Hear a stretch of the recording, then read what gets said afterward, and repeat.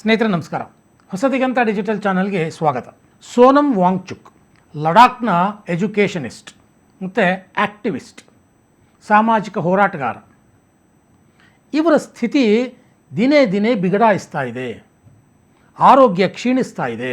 ಅವರ ತೂಕ ಕಳೆದ 19 ದಿನಗಳಲ್ಲಿ 8ರಿಂದ 9 kg ಕಡಿಮೆ ಆಗಿಬಿಟ್ಟಿದೆ.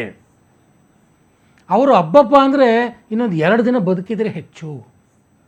ಈ ಥರದ ಆತಂಕಗಳು ದೇಶದ ಕೆಲವು ವಲಯದಲ್ಲಿ ಈಗ ವ್ಯಕ್ತ ಆಗ್ತಾ ಇದೆ. ಈ ಸೋನಮ್ ವಾಂಗ್ಚುಕ್ ಜಂತರ್ ಮಂತರ್ನಲ್ಲಿ ಉಪವಾಸ ಕೂತಿದ್ದಾರೆ. ಇವತ್ತು 19ನೇ ದಿನ.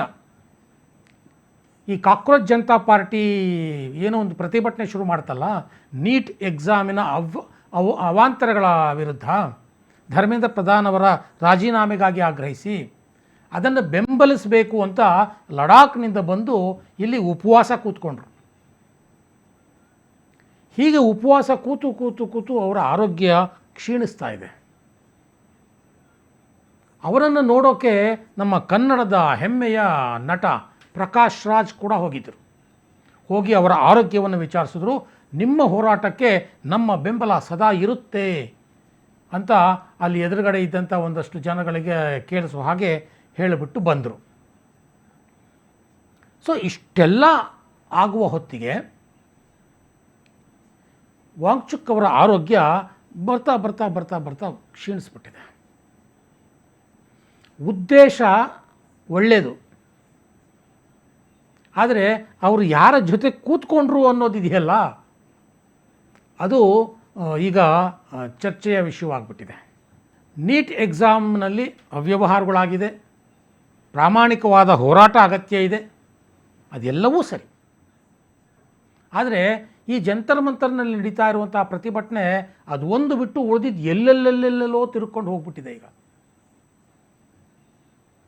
ಇರಲಿ, ಅದು ಒಂದು ಕಡೆ. ಈಗ ವಾಂಗ್ಚುಕ್ ಅವರ ಆರೋಗ್ಯವನ್ನು ಕಾಪಾಡಿಕೊಳ್ಬೇಕಾದವರು ಯಾರು? ಹಾಗಾದರೆ ಮೂಲಭೂತವಾಗಿ ಅವ್ರ ಜೊತೆಯಲ್ಲಿರೋರು ಅಲ್ವಾ? ಆದರೆ ಅದು ಬಿಟ್ಬಿಟ್ಟು ಹೈಕೋರ್ಟ್ನಲ್ಲೊಬ್ಬರು ಅರ್ಜಿ ಹಾಕಿದ್ದಾರೆ. ಸರ್ಕಾರ ಸೋನಮ್ ವಾಂಗ್ಚುಕ್ ಅವರ ಆರೋಗ್ಯದ ಬಗ್ಗೆ ಗಮನ ಕೊಡಬೇಕು. ಹೈಕೋರ್ಟು ಸರ್ಕಾರಕ್ಕೆ, ಅಂದರೆ ಕೇಂದ್ರ ಸರ್ಕಾರ ಮತ್ತು ದೆಹಲಿ ಸರ್ಕಾರಗಳಿಗೆ ಸೂಚನೆ ಕೊಡಬೇಕು. ಅವರು ಹಬ್ಬಬ್ಬ ಅಂದರೆ ಇನ್ನೊಂದು 2 ದಿನ ಬದುಕ್ಬೋದು ಅಷ್ಟೇ, ಆ ಮಟ್ಟಿಗಿದೆ ಅವರ ಆರೋಗ್ಯ. ಅವರಿಗೆ ಪೌಷ್ಟಿಕಾಂಶ ಆಹಾರದ ಕೊರತೆ ಇದೆ. ಒತ್ತಾಯಪೂರ್ವಕವಾಗಿ ಆದರೂ ಅವರನ್ನು ಆಸ್ಪತ್ರೆಗೆ ಸೇರಿಸಬೇಕು, ಅವರಿಗೆ ಚಿಕಿತ್ಸೆ ಕೊಡಿಸಬೇಕು. ಈ ಬಗ್ಗೆ ಕೇಂದ್ರ ಮತ್ತು ದೆಹಲಿ ಸರ್ಕಾರಕ್ಕೆ ಸೂಚನೆ ಕೊಡಬೇಕು ಅಂತ ಯಾರೋ ಒಬ್ಬರು ಸಾಮಾಜಿಕ ಕಾರ್ಯಕರ್ತರಂತೆ, ರಾಕೇಶ್ ಕುಮಾರ್ ಅಂತ, ಅವರು ಹೈಕೋರ್ಟ್ಗೆ ಅರ್ಜಿ ಹಾಕಿದ್ದಾರೆ. ನನಗಿದೊಂದು ಆಶ್ಚರ್ಯ ಸ್ನೇಹಿತರೆ. ಅವರು ಸಾಮಾಜಿಕ ಕಾರ್ಯಕರ್ತರಂತಾರೆ, ತಮ್ಮ ಸಮಾಜ ಸುತ್ತ ಏನಾಗ್ತಿದೆ ಅದಕ್ಕೆ ನೇರವಾಗಿ ಸ್ಪಂದಿಸುವಂಥ ಎಲ್ಲ ಅವಕಾಶ ಅವರಿಗಿದೆ. ನೇರವಾಗಿ ಅವರೇ ಚಿಕಿತ್ಸೆ ಕೊಡಿಸ್ಬೋದು, ಅವರೇ ಕರ್ಕೊಂಡು ಹೋಗ್ಬೋದು ಆಸ್ಪತ್ರೆಗೆ. ಅದು ಬಿಟ್ಬಿಟ್ಟು ಹೈಕೋರ್ಟ್ಗೆ ಹೋಗ್ತಾರೆ. ಇಲ್ಲೇ ಇರೋದು. ಈ ಪ್ರತಿಭಟನೆಯ ಹಾದಿ ತಪ್ಪಿದೆ ಅಂತ ಹೇಳಿದ್ನಲ್ಲ, ಇಂಥ ಘಟನೆಗಳಿಂದಾಗಿಯೇ ದೇಶದ ಜನಗಳಿಗೆ ಅನ್ನಿಸ್ತಾ ಇದೆ ಇದು ಹಾದಿ ತಪ್ತಾ ಇದೆ ಅಂತ.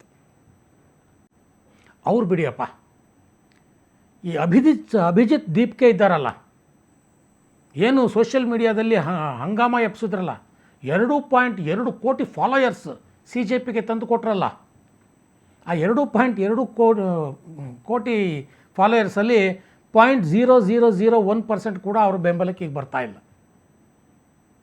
ಆ ಅಭಿಜಿತ್ ದೀಪ್ಗೆ ದಿನ ಅವ್ರ ಪಕ್ಕನೇ ಇರ್ತಾರಪ್ಪ, ಸೋನಮ್ ವಾಂಗ್ಚುಕ್ ಪಕ್ಕನೇ. ಅವರೇ ಸೀದಾ ಎತ್ಕೊಂಡು ಹೋಗ್ಬಿಡ್ಬೋದು ಆಸ್ಪತ್ರೆಗೆ.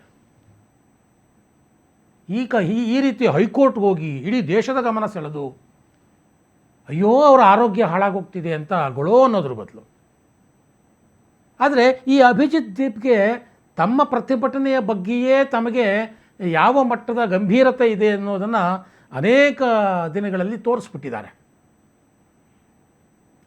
ಇದು ಯಾಕೆ ಹೇಳ್ತಾ ಇದ್ದೀನಿ ಅಂತಂದರೆ, ಸೋನಮ್ ವಾಂಗ್ಚುಕ್ ಈಗ ಒಂದು 2 ವಾರಗಳ ಹಿಂದೆನೇ ಹೇಳಿದ್ರು, ಅಲ್ಲೇ ಕೂತ್ಕೊಂಡು, ಏನು ದಯವಿಟ್ಟು ನಾನು ಒಬ್ಬನೇ ಉಪವಾಸ ಮಾಡೋದಲ್ಲಪ್ಪ, ನೀವು ಸರ್ತಿ ಮೇಲೆ ಉಪವಾಸ ಮಾಡಿ ಅಂತ.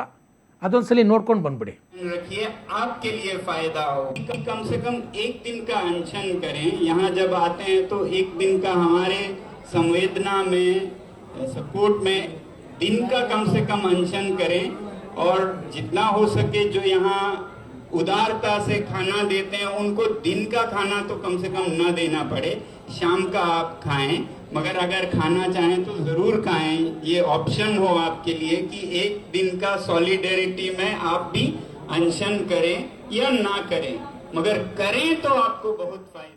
ನೋಡಿ ಇಲ್ಲಿ ಸೋನಂ ವಾಂಗ್ಚುಕ್ಕು ಅಲ್ಲಿ ಮುಂದೆ ಕೂತಿರೋರು ಹೇಳ್ತಾ ಇದ್ದಾರೆ, ದಯವಿಟ್ಟು ನನಗೆ ಬೆಂಬಲ ಕೊಡೋದಕ್ಕೆ ಇಲ್ಲಿಗೆ ಬಂದವರು ಒಂದೊಂದು ದಿನನಾದರೂ ಉಪವಾಸ ಮಾಡಿಯಪ್ಪ ಅಂತ. ಆದರೆ ಅವರ ಪಕ್ಕದಲ್ಲೇ ಕೂತಿದ್ದಾರಲ್ಲ ಅಭಿಜಿತ್ ಜೀಪ್ಗೆ ಅಂಡ್ ಟೀಮ್, ಅವ್ರಿಗೆ ಅದು ತಟ್ತಾನೇ ಇಲ್ಲ. ಯಾಕೆ ಗೊತ್ತಾ, ಈ ಹಿಂದೆ ನಾನು ಅನೇಕ ವಿಡಿಯೋಗಳಲ್ಲಿ ನಿಮಗೆ ತೋರಿಸಿದ್ದೇನೆ.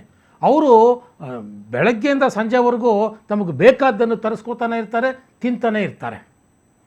ತಮಗೆ ಬೇಕಾದ ರೀತಿಯಲ್ಲಿ ಡ್ಯಾನ್ಸ್ ಮಾಡೋದೇನು, ಬೇರೆ ಬೇರೆ ಕಲೆಗಳನ್ನು ಪ್ರದರ್ಶನ ಮಾಡೋದೇನು ಎಲ್ಲವನ್ನೂ ಮಾಡ್ತಾನೆ ಇರ್ತಾರೆ. Eating dancing. ಅವ್ರಿಗೆ ಸೋನಂ ವಾಂಗ್ಚುಕ್ ಬಗ್ಗೆ ಒಂದು ಗಂಭೀರತೆ ಇಲ್ಲ, ಅವರ ಆರೋಗ್ಯದ ಬಗ್ಗೆ ಒಂದು ಗಂಭೀರತೆ ಇಲ್ಲ, ಅವರ ಆರೋಗ್ಯದ ಬಗ್ಗೆ ಕಾಳಜಿ ಇಲ್ಲ. ಇಂಥವ್ರನ್ನ ಜೊತೆಯಲ್ಲಿಟ್ಟುಕೊಂಡು ಸೋನಂ ವಾಂಗ್ಚುಕ್ಕು ನೀವು ಪ್ರತಿದಿನ ನನಗೋಸ್ಕರ ಉಪವಾಸ ಮಾಡಿದ್ದೀಯ ಪ್ರತಿಯೊಬ್ಬರು ಒಂದೊಂದು ದಿನ ಅಂತ ಹೇಳ್ತಾ ಇದ್ದಾರೆ. ಈ ವ್ಯಕ್ತಿಗಳು ಕಮಂಗಿಗಳ ಥರ ಅಲ್ಲಿ ಜಂತರ್ ಮಂತರ್ನಲ್ಲಿ ತಮಗೆ ಬೇಕಾದ ಹಾಗೆ ಆಟ ಆಡಿಕೊಂಡು ತಮ್ಮ ಪ್ರತಿಭಟನೆಗೆ ಅಯ್ಯೋ ಜನ ಬರ್ತಿಲ್ಲ ಅಂತ ಗೊಳೋ ಅಂತ ಅಳ್ತಾ ಇದ್ದಾರೆ. ಅಯ್ಯೋ ಸೋನಂ ವಾಂಗ್ಚುಕ್ಗೆ ಆರೋಗ್ಯ ಹಾಳಾಗೋಗ್ತಿದೆ, ಸರ್ಕಾರ ಸ್ಪಂದಿಸಬೇಕು. ಸರ್ಕಾರ ಸ್ಪಂದಿಸೋದು ಯಾವಾಗ? ಜನ ಬೆಂಬಲ ಇದ್ದಾಗ. ಈವನ್ ಕರ್ನಾಟಕದಲ್ಲೇ ತಗೊಳ್ಳಿ ಅಥವಾ ಯಾವುದೇ ರಾಜ್ಯದಲ್ಲಿ ತಗೊಳ್ಳಿ, ಯಾವ ಪ್ರತಿಭಟನೆಗೆ ಸರ್ಕಾರ ಸ್ಪಂದಿಸುತ್ತೆ ಅಂದರೆ ಯಾವಾಗ ಜನ ಬೆಂಬಲ ಇರುತ್ತೋ ಆವಾಗ ಅನಿವಾರ್ಯವಾಗಿ ಸರ್ಕಾರ ಸ್ಪಂದಿಸಬೇಕಾಗತ್ತೆ. ಅಂಥ ಅನಿವಾರ್ಯತೆಯನ್ನು ಇವರು ಸೃಷ್ಟಿ ಮಾಡ್ತಾನೇ ಇಲ್ಲ. ಯಾಕೆ ಅಂತಂದರೆ ಸೋನಂ ವಾಂಗ್ಚುಕ್ ಇರಲಿ, ಈ CJP ಜಿರಳೆಗಳಿರಲಿ, ಅವರ ಪ್ರತಿಭಟನೆ ಸೀರಿಯಸ್ ಅಂತ ದೇಶದ ಜನತೆಗೆ ಅನ್ನಿಸ್ತಾನೇ ಇಲ್ಲ. ದೇಶದ ಜನತೆ ಬಿಡಿ, ಅವರನ್ನು ಫಾಲೋ ಮಾಡಿದ್ರಲ್ಲ ಕೋಟಿಗಟ್ಟಲೆ ಜನ, ಅದೆಷ್ಟು ಆರ್ಗ್ಯಾನಿಕ್ಕೋ ಇನಾರ್ಗ್ಯಾನಿಕ್ ಫಾಲೋವರ್ಸೋ ಗೊತ್ತಿಲ್ಲ, ಒಟ್ಟಿನಲ್ಲಿ ಅವ್ರಿಗೆ ಅನ್ನಿಸ್ತಾ ಇಲ್ಲ. ಇನ್ನು ದೇಶದ ಜನ ಬೆಂಬಲ ಕೊಡೋದು ಎಲ್ಲಿಂದ ಬಂತು? ಹೀಗೆ ಯಾಕೆ ಆಗ್ತಾ ಇದೆ? ಯಾಕೆ ಇದಕ್ಕೆ ಜನ ಬೆಂಬಲ ಸಿಗ್ತಾ ಇಲ್ಲ? ಮೊದಲನೇದು CJP ಅವರ ಪುಂಡಾಟಿಕೆ ಅಂತಿರೋ ಅಥವಾ ಹುಡುಗಾಟಿಕೆ ಅಂತಿರೋ, ಎಳಸುತನ ಅಂತಿರೋ, ಇದು ದೇಶದ ಜನಗಳಿಗೆ ಇಷ್ಟ ಆಗ್ತಾ ಇಲ್ಲ. ಅವರ ಪ್ರಾಮಾಣಿಕತೆ ದೇಶದ ಜನಗಳಿಗೆ ತಲುಪ್ತಾ ಇಲ್ಲ. ಯಾಕೆಂದರೆ ಎಲ್ಲ ಡ್ರಾಮಾ ಅನ್ನಿಸ್ತಾ ಇದೆ. ಇನ್ನು ಎರಡನೇ ವಿಚಾರ ಸೋನಂ ವಾಂಗ್ಚುಕ್ ಅವರ ಹಿನ್ನೆಲೆ. ಸೋನಂ ವಾಂಗ್ಚುಕ್ ಲಡಾಖ್ನಲ್ಲಿ ಏನೇನೆಲ್ಲ ಆ್ಯಕ್ಟಿವಿಟೀಸನ್ನು ಮಾಡಿದರು, ಸೋನಂ ವಾಂಗ್ಚುಕ್ ಎಜುಕೇಷನಿಸ್ಟ್ ಅನ್ನೋ ಹೆಸರಿನಲ್ಲಿ ವಿದೇಶಿ ಫಂಡ್ಗಳನ್ನು ಹೇಗೆಲ್ಲ ಉಪಯೋಗಿಸ್ಕೊಂಡಿದ್ರು, ವಿದೇಶಿ ಪ್ರಜೆಗಳ ಜೊತೆ ಅವರ ಒಡನಾಟ ಹೇಗಿತ್ತು, ಇದೆಲ್ಲ ವಿಚಾರದಲ್ಲಿ ಅವರು ಈಗಾಗಲೇ ಜೈಲಿಗೂ ಕೂಡ ಹೋಗಿ ಬಂದಿದ್ದಾರೆ. ಅದಷ್ಟೇ ಅಲ್ಲ ಸ್ನೇಹಿತರೆ, ಸೋನಂ ವಾಂಗ್ಚುಕ್ ಅವರ ಮನಸ್ಥಿತಿಯನ್ನು ಅನೇಕ ಬಾರಿ ತಮ್ಮ ಹೇಳಿಕೆಗಳ ಮೂಲಕ ದೇಶದ ಜನತೆಯ ಮುಂದಿಟ್ಟಿದ್ದಾರೆ. ಅವರ ಹಳೇ ಕೆಲವು ಹೇಳಿಕೆಗಳನ್ನು ನಾನು ನಿಮ್ಮ ಮುಂದೆ ಇಡೋದಕ್ಕೆ ಬಯಸ್ತೇನೆ. ಇದು ಮೊದಲನೇದು ಒಂದು ಹೇಳಿಕೆ ನೋಡಿ. इलाका खुश होना चाहिए, वो जहाँ चाहे जाने चाहिए. तो इसीलिए आपने सुना होगा रेफरेंडम्स होते हैं, प्लेबिसाइट्स होते हैं. तो अगर ऐसा सबका विचार है तो फिर कश्मीर में क्यों नहीं? कोई भी इलाका खुश होना चाहिए, वो जहाँ चाहे जाने चाहिए. तो इसीलिए आपने सुना होगा रेफरेंडम्स होते हैं, प्लेबिसाइट्स होते हैं. तो अगर ऐसा सबका विचार है तो फिर कश्मीर में ನೋಡಿ, ಇಲ್ಲಿ ಅವರು ಹಿಂದೆ ಒಂದು ಸಲ ಹೇಳಿದರು ಕಾಶ್ಮೀರದಲ್ಲಿ ಜನಮತಗಣನೆ ಆಗಬೇಕು ಅಂತ. ಎಲ್ಲರೂ ಒಪ್ಪೋದಾದರೆ ಅಲ್ಲಿ ಜನಮತಗಣನೆ ಆಗಲಿ ಬಿಡಿ. ಅಂದರೆ ಕಾಶ್ಮೀರ ಭಾರತಕ್ಕೆ ಸೇರಬೇಕು, ಪಾಕಿಸ್ತಾನಕ್ಕೆ ಸೇರಬೇಕು ಅಂತ ಜನಮತಗಣನೆ ಆಗಬೇಕಂತೆ.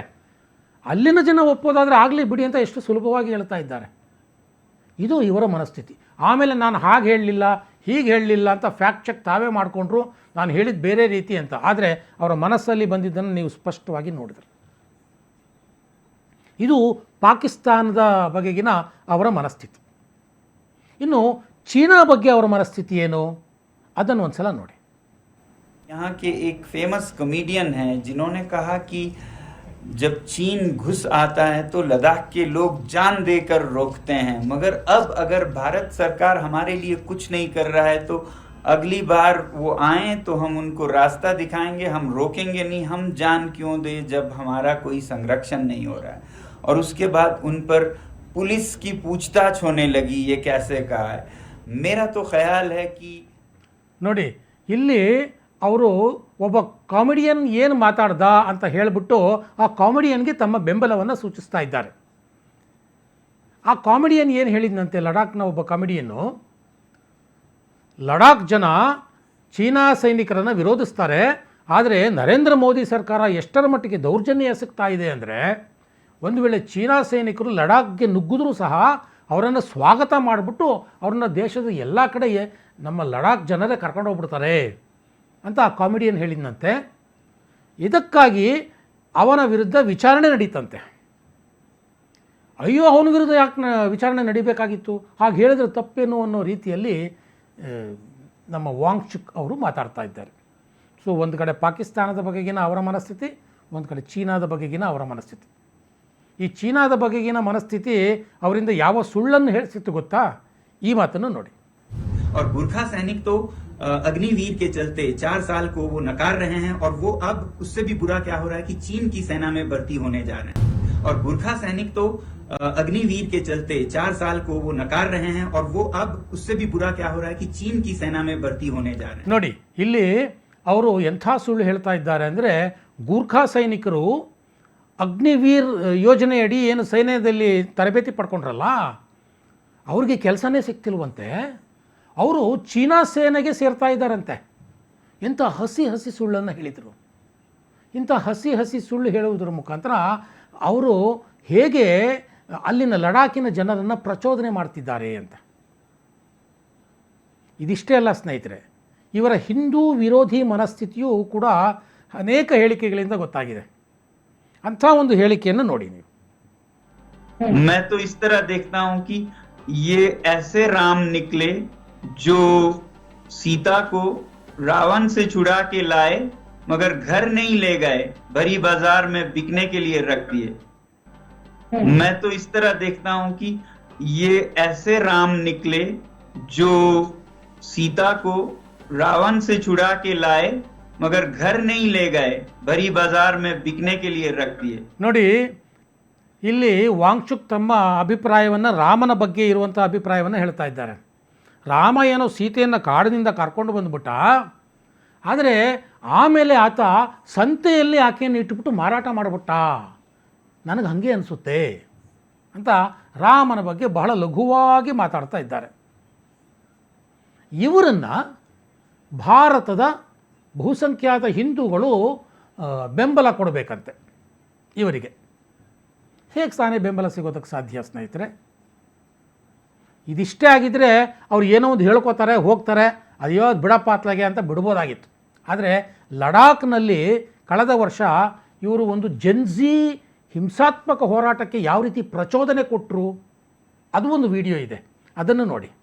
Defendia juchera knieje kanemet itos mastika tagadat tene itos senat mijarches chatino yale ya tenat ba tene ma nitsan yongyan tino lumra yongyan tino tetos gunnes kopche sepia tene itos tv jigan gonsalada ma kakchani no rai khamre pia tene tv ya junu guneta tene itos hudi juru gale hudi zerin nam tv chan defendia juchera knieje ನೋಡಿ, ಇಲ್ಲಿ ಅವರು ತಮ್ಮ ಬೆಂಬಲಿಗರಿಗೆ video ಮಾಡಿ ಒಂದು ವಾಟ್ಸಪ್ನಲ್ಲಿ ಕಳಿಸಿದರು. ಆ video ಏನು ಅಂತಂದರೆ, ನೀವು ಪ್ರತಿಭಟನೆಗೆ ಬರ್ತೀರಲ್ಲ, ನಿಮ್ಮ ಮುಖ ಯಾರಿಗೂ ಕಾಣಬಾರ್ದು, ಆ ರೀತಿ ಮಾಸ್ಕ್ ಹಾಕ್ಕೊಳ್ಳಿ, ಹಾಗೂ ಕಾಣುತ್ತೆ ಅಂತಂದರೆ ಮೇಲ್ಗಡೆ ಒಂದು ಟೋಪಿ ಹಾಕ್ಕೊಳ್ಳಿ, ಅದು ಯಾವುದು ಸಿಗಲಿಲ್ಲ ಅಂದರೆ ಹೂಡಿ ಒಂದು ಹಾಕ್ಕೊಳ್ಳಿ, ಆಮೇಲೆ ನೀವು ಪ್ರತಿಭಟನೆಗೆ ಬನ್ನಿ, ಯಾವುದೇ ಕಾರಣಕ್ಕೂ ಈ ಪ್ರತಿಭಟನೆ ಭಾಳ ತೀವ್ರವಾಗಿ ನಡೀಬೇಕು ಅಂತ ಒಂದು ವಿಡಿಯೋ ಮಾಡಿ ಹಾಕ್ತಾರೆ. ಈ ವಿಡಿಯೋ ಮಾಡಾದಮೇಲೆ ಕಳೆದ ವರ್ಷ ಲಡಾಖ್ನಲ್ಲಿ ಒಂದು ಹಿಂಸಾತ್ಮಕವಾದಂಥ ಒಂದು ಪ್ರತಿಭಟನೆ ನಡೀತು. ಆ ಪ್ರತಿಭಟನೆಯಲ್ಲಿ ಭಾಗವಹಿಸಿದ್ದವರ ಪೈಕಿ ಒಬ್ಬ ಕಾಂಗ್ರೆಸ್ ಕಾರ್ಯಕರ್ತ ಮುಂಚೂಣಿಯಲ್ಲಿದ್ದ. ಅವತ್ತು ಸಿಕ್ಕ ವಾಹನಗಳಿಗೆ ಬೆಂಕಿ ಹಚ್ಚಿದ್ರು, ಅಲ್ಲಿನ ಕಟ್ಟಡಗಳಿಗೆ ಕಲ್ಲು ಹೊಡೆದ್ರು. ನೇಪಾಳ, ಶ್ರೀಲಂಕಾದಲ್ಲಿ ಆದ ಹಾಗೆ ಜೆನ್ಸಿ ಹೋರಾಟ, ನಮ್ಮಲ್ಲೂ ಹೋರಾಟ ಶುರುವಾಯಿತು ಅಂತ ಖುಷಿಪಟ್ಟರು. ಈ ರೀತಿ ಜಂತರ್ ಮಂತರ್ನಲ್ಲೂ ಆಗಬೇಕು ಅಂತ ಏನಾದರೂ ಉದ್ದೇಶ ಇಟ್ಕೊಂಡು ಸೋನಂ ವಾಂಗ್ಚುಕ್ ಇಲ್ಲಿ ಉಪವಾಸ ಮಾಡ್ತಿದ್ದಾರಾ ಅನ್ನುವಂಥ ಅನುಮಾನ ದೇಶದ ಜನಗಳಿಗಿದೆ. ಹಾಗಾಗಿಯೇ ಅವರಿಗೆ ಜನ ಬೆಂಬಲ ಸಿಗ್ತಾ ಇಲ್ಲ. ಸೊ ಜನ ಬೆಂಬಲ ಸಿಗಬೇಕು ಅಂತ ಗೊಳೋ ಅಂತ ಅಳುವಂಥವರು ದೇಶಕ್ಕಾಗಿ ಏನಾದರೂ ಮಾಡಬೇಕು, ದೇಶಕ್ಕಾಗಿ ಹೋರಾಟ ಮಾಡಬೇಕಲ್ವಾ. ಇವರು ಯಾತಕ್ಕೆ ಹೋರಾಟ ಮಾಡ್ತಿದ್ದಾರೆ ಅನ್ನೋದೇ ಇವ್ರಿಗೆ ಗೊತ್ತಿಲ್ಲ. ಲಡಾಖ್ನಲ್ಲಿ ಅಷ್ಟೆಲ್ಲ ಹೋರಾಟ ಮಾಡಿದ್ರು, ಯಾವುದು ಲಡಾಖ್ಗೆ ರಾಜ್ಯದ ಸ್ಥಾನಮಾನ ಕೊಡಬೇಕು ಅಂತ. ಅದಾದಮೇಲೆ ಅದರ ಸುದ್ದಿನೇ ಇಲ್ಲ. ಈಗ ಜಿಲ್ಲೆಗಳ ಜೊತೆ ಸೇರಿಕೊಂಡಿದ್ದಾರೆ ಸೋನಂ ವಾಂಗ್ಚುಕ್. ನಾನು ಪದೇ ಪದೇ ಹೇಳ್ತೇನೆ, ನೀಟ್ ವಿಚಾರದಲ್ಲಿ ಕೇಂದ್ರ ಸರ್ಕಾರ ಅನೇಕ ಲೋಪಗಳನ್ನು ಮಾಡಿದೆ. ಅಲ್ಲಿ ಎಕ್ಸಾಮ್ ವ್ಯವಸ್ಥೆ ಅದು ಸಂಪೂರ್ಣವಾಗಿ ಸುಧಾರಣೆ ಆಗಬೇಕಾಗಿದೆ. ಇದೆಲ್ಲವೂ ಕರೆಕ್ಟು. ನೀವು ಧರ್ಮೇಂದ್ರ ಪ್ರಧಾನ್ ಅವರ ರಾಜೀನಾಮೆ ಕೇಳ್ತಿದ್ದೀರಾ, ಅದು ಸರಿಯೇ. ಆದರೆ ಹೋರಾಟದ ಹಾದಿ, ಹೋರಾಟದ ಹಿಂದಿನ ಉದ್ದೇಶಗಳು ಅಥವಾ ಹೋರಾಟಕ್ಕೆ ಬೆಂಬಲ ಕೊಡುವಂಥವ್ರು ಯಾರು, ಇದೆಲ್ಲವನ್ನೂ ನೋಡಿದಾಗ ಒಂದು ಅಭಿಪ್ರಾಯ ಸಹಜವಾಗಿ ಬರುತ್ತೆ. ಇಂಥದ್ದಕ್ಕೆ ಭಾರತದ ಜನ ಯಾಕೆ ಬೆಂಬಲ ಕೊಡಬೇಕು? ನೀವೇನಂತೀರಿ?